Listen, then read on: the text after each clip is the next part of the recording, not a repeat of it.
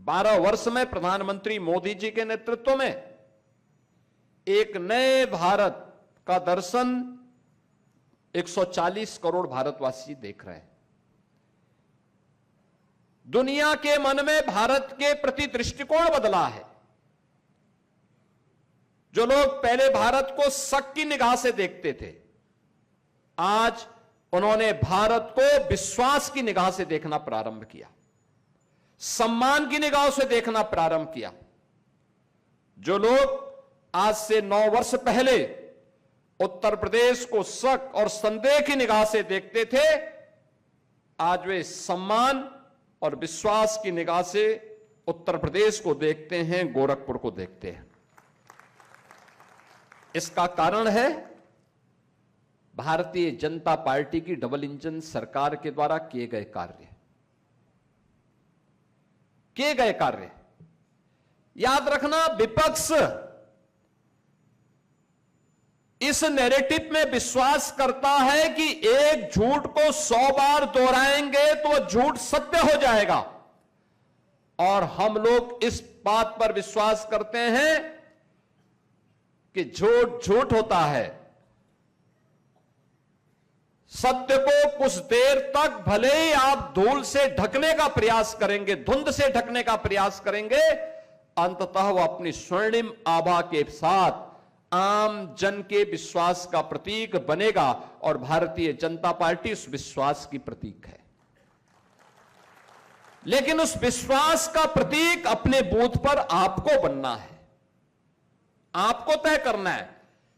विपक्ष के द्वारा जो नैरेटिव्स फैलाया जा रहा है और जो नैरेटिव्स सेट करने का कुत्सित प्रयास हो रहा है, हमें उस साजिश और उस शरारत को समझना होगा। आपने देखा होगा 2024 उस शरारत की शरारत का एक झलक हम सबको देखने को मिली थी। जब उन्होंने उस समय कहा था, उस समय उन्होंने तमाम प्रकार की शरारत की थी। कांग्रेस ने हर बूथ स्तर पर एनजीओ के माध्यम से एक फॉर्म भराना शुरू कर दिया था, और फॉर्म के माध्यम से उसने कहा था कि जैसे सरकार आएगी वह 1-1 लाख रुपए देना प्रारंभ सब लोगों के खाते में पहुंच जाएगा। फॉर्म भरने, लिखित रूप से भरने शुरू किए। तमाम लोगों ने उस पर बाद में एफआईआर भी दर्ज की। कांग्रेस और समाजवादी पार्टी ने उस समय एक शरारत और की।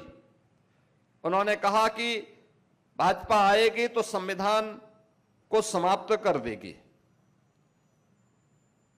आरक्षण के बारे में भी झूठ नैरेटिव फैलाने का कुत्सित प्रयास हुआ। अरे भारतीय जनता पार्टी तो देश के अंदर 12 वर्षों से है। उत्तर प्रदेश में पिछले 9 वर्ष से अधिक समय से भारतीय जनता पार्टी के डबल इंजन की सरकार है।